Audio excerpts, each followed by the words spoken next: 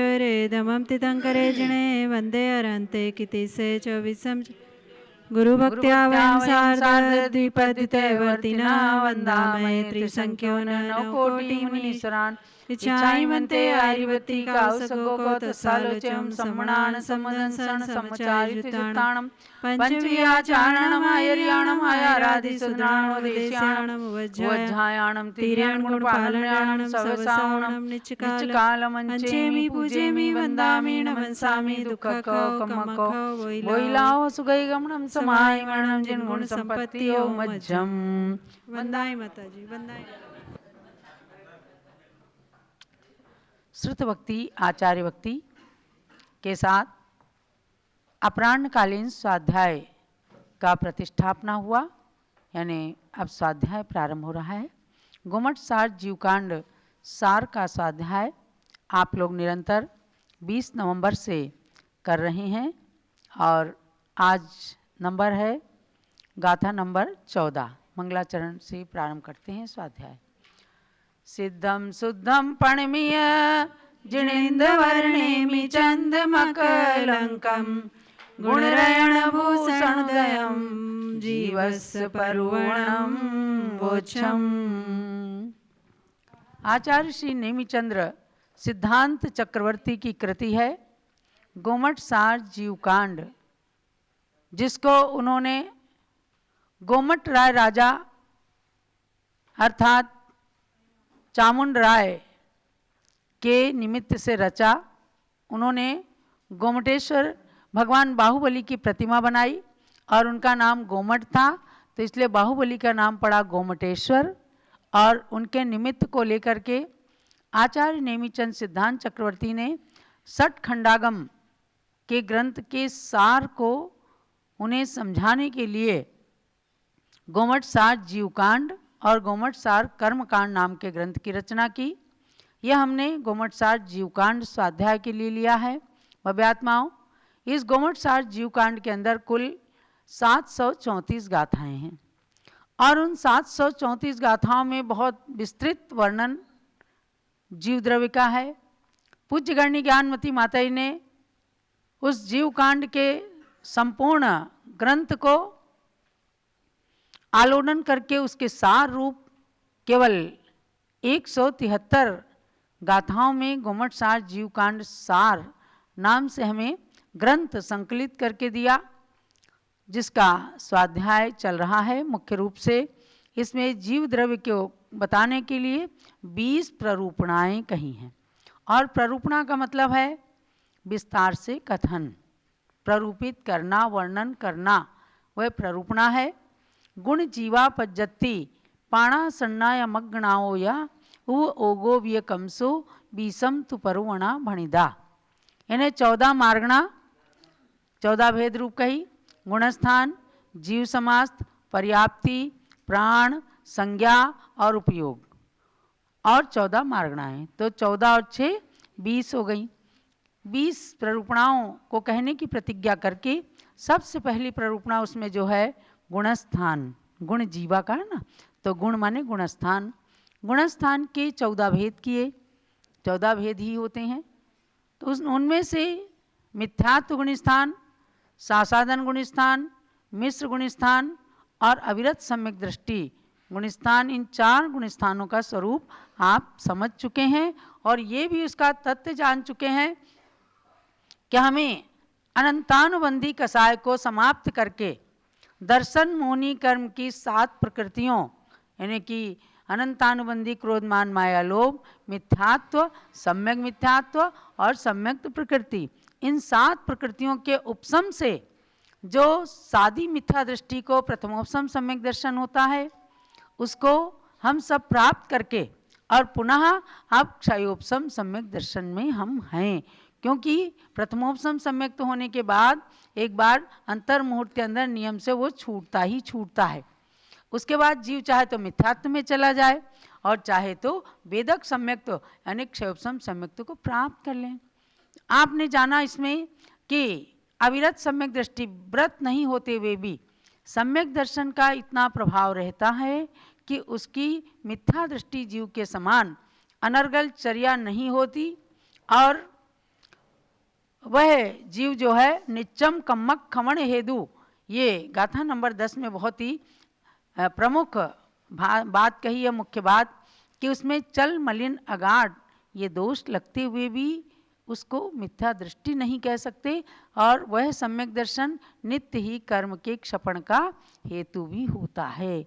इसलिए कहा कि वह मिथ्या दृष्टि के समान उसके अनर्गल चर्या कभी भी नहीं होती, क्योंकि चतुर्थ गुण स्थानवर्ती जीव के कर्मकांड की अपेक्षा जो 16 प्रकृतियां मिथ्यात्व गुण स्थान की और 25 प्रकृतियां साधन गुण स्थान की, ये 41 प्रकृतियों का अनुदय हो जाता है, अबंध हो जाता है चतुर्थ गुण स्थान में। इसलिए इन कर्मों के बंध की कारणभूत प्रवृत्तियां भी उसके नहीं होती हैं और ना उसका होना वहाँ पर संभव रहता है।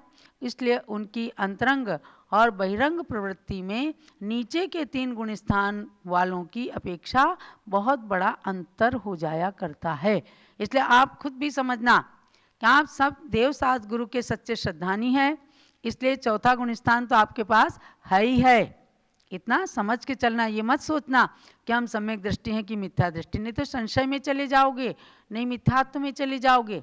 अपने ऊपर विश्वास रखना कि हमने अनंतानुबंधी कसाय समाप्त कर दी है और उसका उदय ना आने पाए, हमारा सम्यक दर्शन दृढ़ होता चला जाए। एक दिन ये 6 उपसम सम्यक दर्शन छायिक में परिवर्तित हो, केवली शुद्ध केवली भगवान का पादमूल चतुर्थ काल में प्राप्त हो और छायिक सम्यक दर्शन हमको मिल जाए। अब हम चलते हैं देश विरत नाम की पंचम गुण स्थान की ओर। गाथा नंबर है 14। पच्चखाणुदयादो पच्चखाणुदयादो संजम भावो न होदिणवरिं तु संजम भावो न होदिणवरिं तु थोववदो होदितदो थोववदो होदितदो देशवदो होदि पंचमो देशवदो होदि पंचमो। सामूहिक गाथा पढ़ेंगे। पच्चखाणुदयादो संजम भावो न होदिणवरिं तु थोववदो होदितदो देशवदो होदि पंचमो। प्रत्याख्यानोदयात् संयम भावो न भवति नवरितु स्तोक व्रतो भवति ततो देशव्रतो भवति पंचमः। श्लोक का अर्थ, गाथा का अर्थ बिल्कुल स्पष्ट है कि प्रत्याख्यानावरण नाम की कषाय के उदय रहने से संयम भावो न भवति, संयम नहीं होता है, सकल संयम नहीं होता है, क्योंकि प्रत्याख्यान का मतलब होता है त्याग, और त्याग पर अभी आवरण पड़ा है।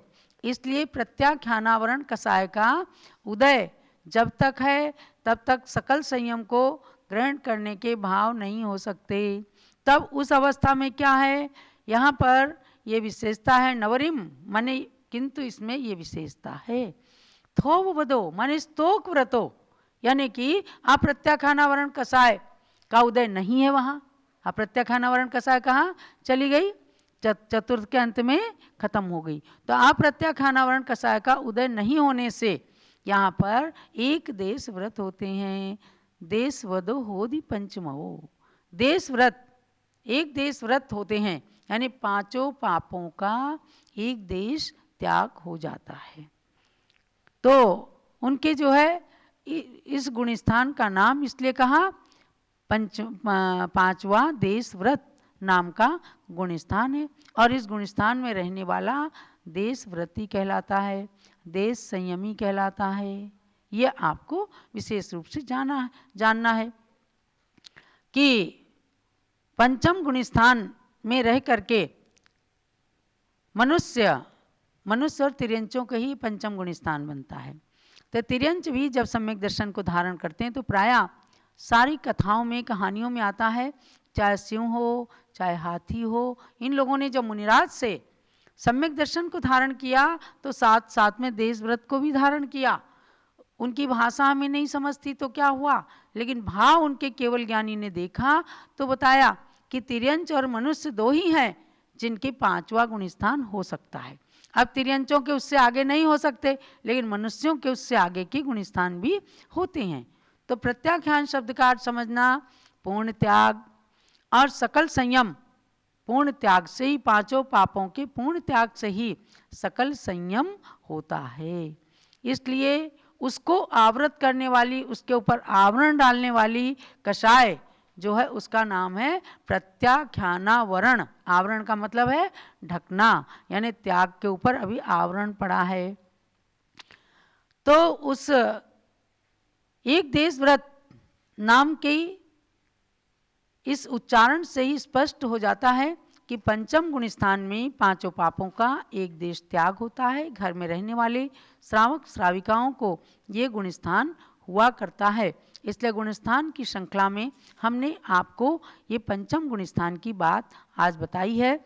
और चूंकि 3-4 दिन से जैनेन्द्र व्याकरण एक शुरू हुआ है, आज मैं केवल एक ही गाथा लेकर के और ये इसका सार आपको बताना चाहूँगी कि पंचम गुणस्थान आज भी आपको हो सकता है। यदि आपने 1 प्रतिमा 2 प्रतिमा आदि व्रतों को धारण कर लिया तो क्षुल्लक ऐलक तक को भी पंचम गुणस्थान 11 प्रतिमा धारण करके होता है। आप चतुर्थ गुणस्थान वर्ती हैं या पंचम गुणस्थान वर्ती हैं, इन गाथाओं के अर्थ को जान करके समझ सकते हैं आप। अब हम चलते हैं जैनेन्द्र व्याकरण की ओर, जो आचार्य श्री पूज्यपाद स्वामी के द्वारा बनाया गया और हमने उसका मंगलाचरण करके आपको उसमें बताया था, ये संस्कृत के ज्ञान को शुद्ध करने के लिए, समझी पाटोदी जी? हाँ, तो इसका भी मंगलाचरण करते हैं। सर्वज्ञाय नमस्तस्मै वीतक्लेशाय शान्तये येन भव्यात्मनश्चेतस्तमस्तोमश्चिकित्सितः। अर्थात भगवान जिन्होंने अपने क्लेशों को शांत कर दिया तो उनको नमन करने से भव्यात्माओं के भी कर्म क्लेश कर्म समूह नष्ट होते हैं। इतना कहने के बाद आपको 46 वर्णों से समन्वित 13 सूत्रों में वर्णित प्रत्याहार बताए जो व्याकरण की जड़ होते हैं। प्रत्याख्यान का मतलब क्या है कि संक्षेप में कथन करना, यानी इन अक्षरों से पूरा व्याकरण आगे चलेगा। ये व्याकरण की नींव है। आ ई उण ऋक ए ओंग ऐ औच ह य व र लण यम गणनम झ भय घड़ दस जब गड़ दस छ फ ख फ छ ठ थ च ट तौ क पै। आप बोर्ड पर देख रहे हैं, मैंने इसको लिख करके आपको समझाने का प्रयास किया है। कपय श श स अम अह क पर हल इति प्रत्याहार सूत्राणि। ये प्रत्याहार सूत्र कहे गए हैं। तो इसमें आपको जानना यह है कि व्याकरण के अंदर प्रत्याहार विभिन्न वर्ण समूह को अविकसित रूप से संक्षेप में ग्रहण करने की ये एक पद्धति है। जैसे इसमें कहेंगे अण कहेंगे तो आ ई उ 3 संक्षेप में हो गया ना, अण कहा तो आ ई उ 3 वर्ण आ गए। अच कहेंगे तो पूरे ही स्वर आ जाएंगे, ए ओंग आ ई उ रिल री ए ऐ ओ औ यहाँ तक आ जाएंगे, तो ये सारे स्वर आ गए। हल कहेंगे तो सारे व्यंजन आ जाएंगे। और समझना है अल, अल केवल कहने से स्वर और व्यंजन सारे के सारे इसके अंदर समाविष्ट हो जाते हैं। इसलिए इन प्रत्याहारों के वर्णन के बाद मतलब ये तो आपको याद करना पड़ेगा। इसको बार बार जब पढ़ेंगे तो आपको याद हो जाएगा। आप एक कॉपी बना लें और उनके अंदर इन प्रत्याहारों को लिख लें। ये 13 सूत्र हैं। स्युस् त्रयोदश सूत्राणि तावन्तश्च चानुबंध का षट्चत्वारिंशतो वर्णा प्रत्याहारस्य संग्रहे। अर्थात इसमें 13 सूत्र हैं, आप गिन लीजिए। ऐ उण ये एक सूत्र हुआ, ऋक ये दूसरा सूत्र हुआ, ए ओंग ये तीसरा सूत्र, ऐसे करके 13 सूत्र हैं। और 13 सूत्र में जो अंतिम अक्षर है जिसमें हलंत लगा हुआ है, नीचे डंडा लगा है, दिखाइएगा फिर से उसको, हाँ लिखा हुआ है, ये अनुबंध संज्ञक कहलाते हैं। अनुबंध का मतलब जो अप्रयोजनीभूत हैं, जिनका कोई यूज नहीं है, लेकिन उससे एक एक परिभाषा को बोलते हैं। ऐ उन, तो न जो है वो अनुबंध संज्ञक है, माने उसका लोप हो जाता है। अण कहने में केवल 3 अक्षर लेंगे, लेकिन अनुबंध संज्ञा उसकी ये भी पूरे व्याकरण का आधार है। किसी का लोप करेंगे, कहीं पर हलंत शब्द आधा शब्द आता है तो इसको अनुबंध संज्ञक कहते हैं। 64 वर्ण, और कुल वर्ण मिला करके इसमें 46 वर्ण हैं। और उन 46 वर्णों को आप गिनिए तो जो हलंत वर्ण हैं उनको सबको छोड़ दीजिएगा, तो आप खुद गिन करके देख लें कि इसमें 46 वर्ण आते हैं। जैसे आई ऊण है तो इसमें 3 ही लिए हैं, रिक है इसमें 1 वर्ण लिया है, ए ओंग है, ए ओंग तो इसमें अंतिम को जिसमें डंडा लगा हुआ है इसको हलंत बोलते हैं। इनकी अनुबंध संज्ञा है तो इसके 2 अक्षर ही लेते हैं। ऐसे सब शब्दों को जोड़ करके और 46 वर्ण इसके अंदर लिए गए हैं। और इन सब वर्णों को मिला करके अगर व्याकरण के जब ज़्यादा जानकार आप हो जाएंगे, कहीं पर भी आएगा अल, तो अल से पूरे के पूरे 46 वर्ण आ जाएंगे। तो जब किसी चीज़ को कहना होता है तो उसका बेस पहले बताया जाता है। तो ये अपनी व्याकरण का बेस हुआ। आचार्य पूज्यपाद स्वामी जो विक्रम संवत की 3य शताब्दी में हुए हैं, कोई 5वीं शताब्दी भी मानते हैं, तो 3री से 5वीं शताब्दी के बीच में अर्थात लगभग 1500 से 1700 साल आचार्य पूज्यपाद स्वामी को हो गए, जिन्होंने सर्वार्थ सिद्धि टीका लिखी तत्वार्थ सूत्र पर, जिन्होंने इष्टोपदेश, समाधि शतक आदि ग्रंथों को लिखा, जिन्होंने जैनेन्द्र व्याकरण, ये जैनेन्द्र व्याकरण कहलाता है संस्कृत का, और उसके ऊपर शब्दार्णव चंद्रिका और जैनेन्द्र महावृत्ति नाम की टीकाएं लिखी गईं। और उन्हीं सूत्रों पर आचार्य गुणनंदी स्वामी के द्वारा जैनेन्द्र प्रक्रिया लिखी गई। समझे ना, आप भी समझ के जाना। जैसे आप अलौकिक गणित को पढ़ते हो, उससे ज़्यादा कठिन नहीं है, उससे सरल है, लेकिन उसको घर भी जा कर के आप सुनना और पढ़ना, क्योंकि हम इसकी छोटी छोटी परीक्षा भी लेंगे, पूछते हैं, और उसके बाद में पेपर भी बना करके परीक्षा भी ली जाएगी। कुछ लोगों के विशेष आग्रह पर कि हमें संस्कृत का ज्ञान, कहाँ कई बार भक्तामर पढ़ते हैं, बिंदियाँ छोड़ देते हैं, ओम ह्रीम पढ़ते हैं, कितने लोग ओ रा री रू ऐसे पढ़ लेते हैं। तो बीजाक्षरों को गलत पढ़ना, इससे फल की जगह गलत फल प्राप्त हो जाता है। इसलिए शब्द शुद्धि, व्यंजन शुद्धि, अर्थ शुद्धि, इनके लिए व्याकरण जरूरी है पढ़ना। पूज्य गणनी ज्ञानमती माता ने हमें निर्देश दिया, बोले कि सब ब्रह्मचारिणी बहनों को, संघ की समस्त तारिकाओं को इस जैनेन्द्र व्याकरण को जरूर पढ़ाना है। तब एक भावना बनी कि कुछ लोग जो व्याकरण को पढ़ना ही चाहते हैं तो घर में भी बैठ के पढ़ सकते हैं, आप लोग भी लाभ लें, हमें तो पढ़ाना ही है।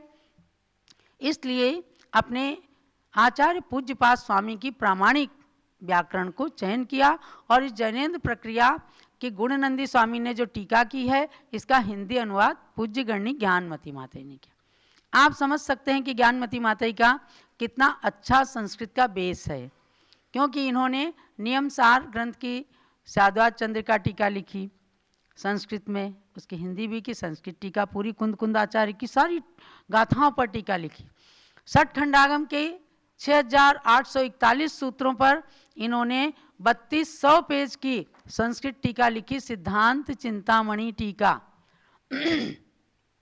जो आज आचार्य वीरसेन स्वामी के बाद पहली टीका सिद्धांत चिंतामणि 60 खंडागम पर लिखी गई। यानी इनका संस्कृत का ज्ञान का बेस जो रहा, व्याकरण को इन्होंने सबसे पहले मजबूत बनाया।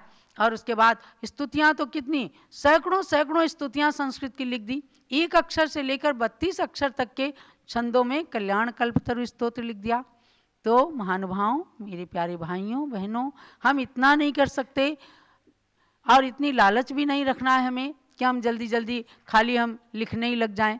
हम कम से कम इस व्याकरण को पढ़ करके संस्कृत के ज्ञान को शुद्ध कर लें, संस्कृत की टीकाएं जो हैं उनको समझ लें, या छोटा मोटा अनुवाद कर लें, या पढ़ने में हम गलती ना करें, तब आप चाहे तत्वार्थ सूत्र हो, चाहे भक्तामर हो, चाहे चत्तारी मंगल हो, चाहे नमोकार मंत्र हो, इन सबको पूर्ण शुद्ध पढ़ने के अभिप्राय से ये व्याकरण शुरू किया गया है।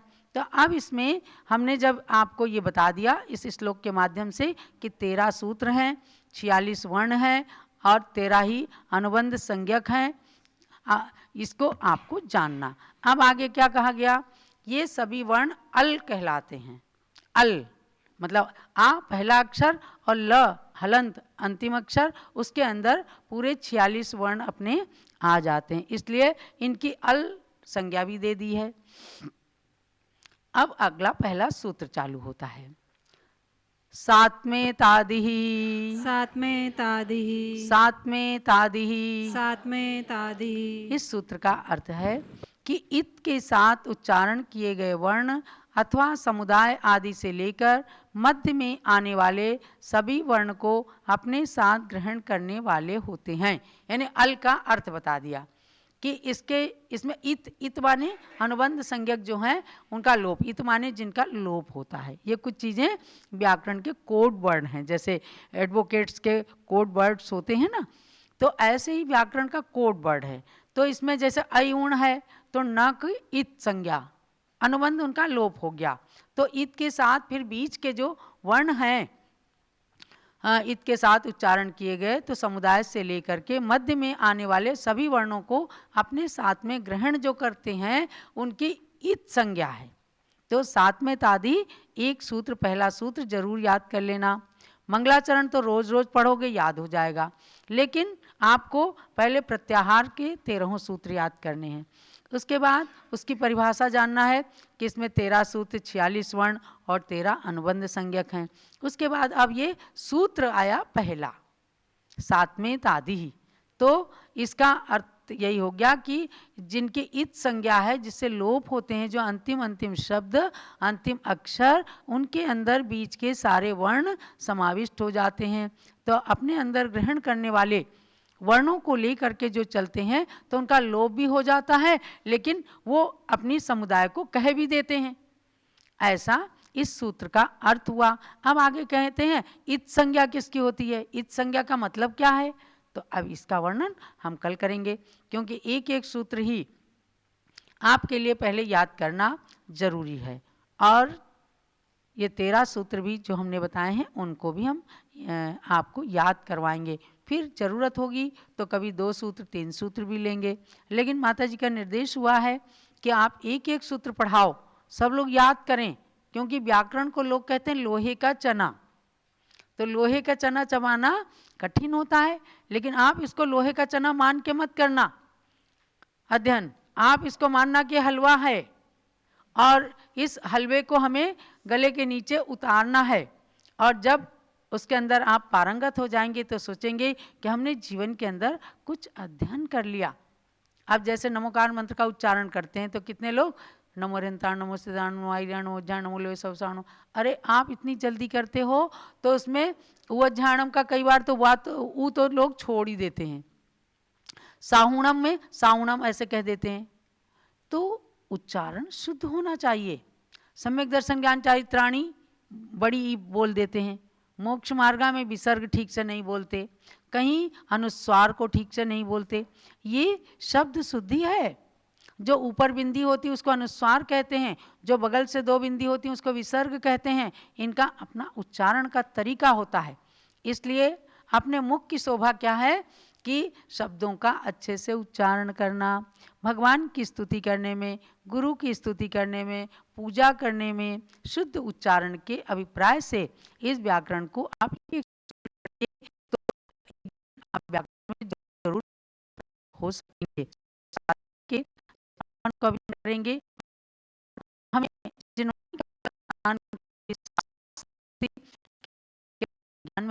भी आज हमारे सब लोग आए हैं। सनावत के गौरव रहे हमारे ब्रह्मचारी मोतीचंद जी जो पीठाधीश छुल्लक मोती सागर महाराज बने, और द्वितीय जो यशवंत कुमार जी को लाई वे आज आचार्य वर्धमान सागर महाराज जी हैं। और उसके बाद आपके नगर से तमाम त्यागी हो गए, तो आज उन सनावत नगर निवासियों को भी मैं चाहूँगी कि पूज्य माता जी के 2 शब्द भी मिले और उनकी पूजन भी अब यहाँ पर कर रहे हैं।